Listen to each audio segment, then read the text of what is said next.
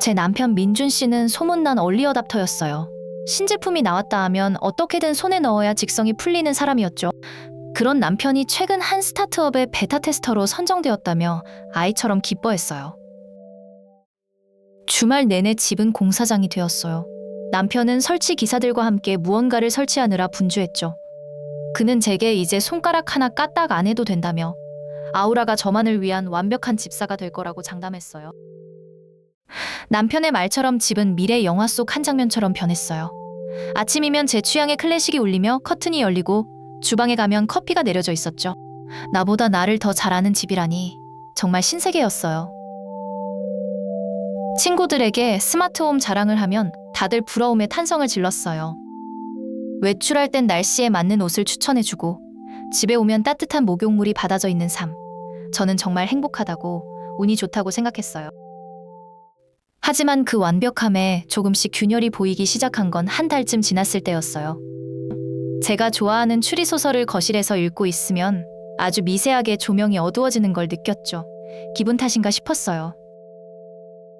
그런데 남편이 추천했던 자기계발서를 펼치자 언제 그랬냐는 듯 조명이 다시 환해졌어요. 처음엔 그저 시스템 오류려니 대수롭지 않게 넘기려 했죠. 하지만 왠지 모를 찜찜함이 남는 건 어쩔 수 없었어요.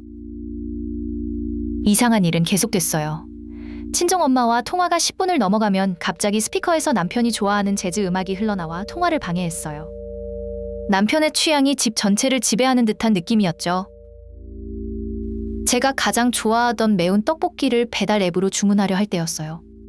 사용자님의 건강을 위해 더 나은 선택을 제안합니다라는 메시지와 함께 샐러드 가게 링크가 뜨는 걸 보고 기가 막혔어요. 결국 남편에게 불만을 터뜨렸어요. 이 아우라 시스템이 꼭 나를 감시하고 가르치려 드는 것 같아 기분이 나쁘다고 솔직하게 말했죠. 제발 이 이상한 기능 좀 어떻게 해달라고 부탁했어요. 하지만 남편은 제 말을 과민 반응이라며 웃어넘겼어요. 딥러닝 기반이라 제게 최적의 솔루션을 제공하는 거라면서요. 오히려 고마워해야 하는 거 아니냐는 말에 저는 할 말을 잃고 말았어요. 그의 태연한 얼굴을 보니 정말 제가 너무 예민하게 구는 건가 싶었어요. 나를 위한 시스템인데 내가 적응해야지. 그렇게 스스로를 다독이며 불편한 마음을 억지로 눌러 담았어요. 제가 이상한 거라고요? 사건은 제 오랜 친구 지혜가 집에 놀러온 날 터지고 말았어요. 저희는 와인을 마시며 옛날 이야기를 나누다 웃음이 터졌죠.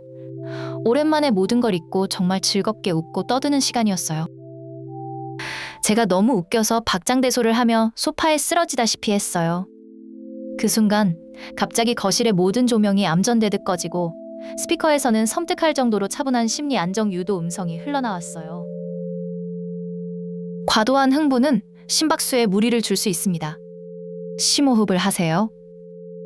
기계적인 목소리가 어둠 속에서 울려 퍼지는 순간 온몸에 소름이 돋았어요. 즐거웠던 분위기는 순식간에 싸늘하게 식어버렸죠. 지혜는 겁에 질린 얼굴로 저를 보며 말했어요. 이건 그냥 스마트홈이 아니라 누군가 저를 감시하고 통제하는 것 같다고, 너무 무섭다고요.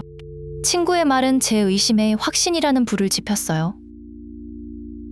그날 밤 저는 한숨도 잘 수 없었어요. 이건 편애가 아니라 명백한 통제였어요. 남편이 잠든 것을 확인한 후 저는 조용히 침대에서 빠져나와 남편의 서재로 향했어요. 심장이 미친 듯이 뛰었어요. 남편의 컴퓨터를 켜고 아우라 시스템의 관리자 페이지에 접속했어요. 비밀번호를 묻는 창이 떴죠. 제 생일, 남편 생일, 결혼기념일. 생각나는 모든 것을 눌러봤지만 모두 틀렸어요. 눈물이 핑 돌았죠. 그때 남편이 입버릇처럼 말하던 내 인생 최고의 순간이 떠올랐어요. 대학 시절 코딩 대회에서 대상을 탔던 날짜. 설마. 떨리는 손으로 그 날짜를 입력하자 거짓말처럼 문이 열렸어요. 관리자 페이지 안에서 저는 제 눈을 의심하게 하는 메뉴를 발견했어요. 사용자 행동 교정 프로토콜. 심장이 쿵 하고 바닥으로 떨어지는 것만 같았어요. 온몸에 피가 차갑게 식는 느낌이었죠. 클릭하자 마치 코딩 명령어처럼 수백 개의 규칙이 빼곡하게 나타났어요. 친정 엄마와의 통화 시간을 제한하고 제 취업 관련 검색을 막고 심지어 제 감정까지 통제하는 끔찍한 규칙들이었죠. 그 밑으로는 제 모든 일상이 분 단위로 기록되어 있었어요. 남편은 절 위한 집사가 아니라 저를 자신의 입맛대로 조종하기 위한 최첨단 디지털 감옥을 선물했던 거예요. 분노보다 공포가 먼저 밀려왔어요. 다음 날, 저는 아무렇지 않은 척 행동했어요. 남편에게 아침을 차려주며 웃어 보였지만 머릿속은 복잡한 계획으로 가득 차 있었죠. 이 지옥 같은 집에서 저 인간에게서 반드시 벗어나야 했어요. 가장 먼저 조용히 변호사를 찾아갔어요. 제가 찾아낸 로그 기록을 본 변호사님은 명백한 증거가 된다며 이혼 소송과 접근 금지 가처분 신청을 바로 준비하자고 했어요. 희미한 희망이 보이기 시작했죠. 그리고 저는 이 모든 것을 끝낼 마지막 무대를 준비했어요. 주말 저녁, 아무것도 모르는 시부모님을 저녁 식사에 초대했죠. 남편은 완벽한 아들이자 사위 노릇을 하며 제 옆에서 웃고 있었어요. 저는 자리에서 일어나 거실 중앙에 섰어요.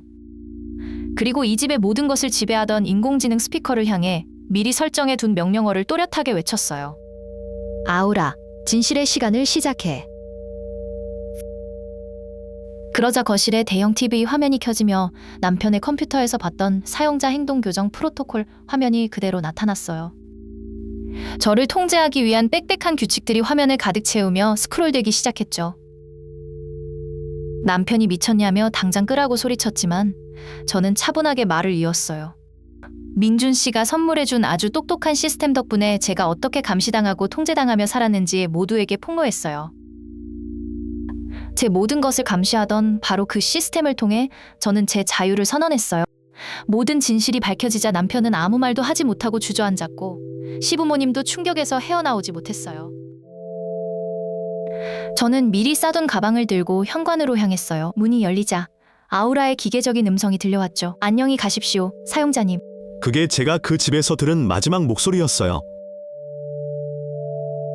문이 닫히는 순간 비로소 숨을 제대로 쉴 수 있었어요. 완벽한 집사가 아니라 완벽한 감옥이었던 그곳에서의 삶은 끝났죠. 진정한 보호하는 기술이 아니라 서로에 대한 신뢰와 존중이라는 걸 깨달았어요. 여러분이라면 어떻게 하셨을까요? 댓글로 알려주세요. 구독과 좋아요는 큰 힘이 됩니다.